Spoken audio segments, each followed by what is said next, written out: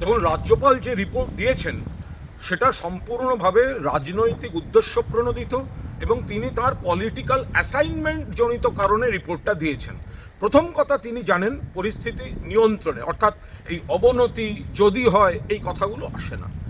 দুই, রাজ্যপাল এটাও জানেন যে ওই সীমান্তবর্তী এলাকায় সীমান্ত রাখার দায়িত্ব তাদের স্বরাষ্ট্র মন্ত্রকের, বিএসএফের।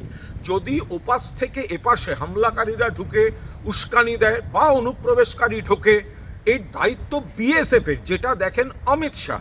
ফলে রাজ্যপালের সুপারিশে থাকা উচিত ছিল যে বিএসএফকে, যারা নিজেদের দায়িত্ব সীমান্ত রেখা থেকে 15 কিলোমিটারের বদলে 50 কিলোমিটার করে নিয়েছে, তাদের সঠিক দায়িত্ব পালন করতে হবে।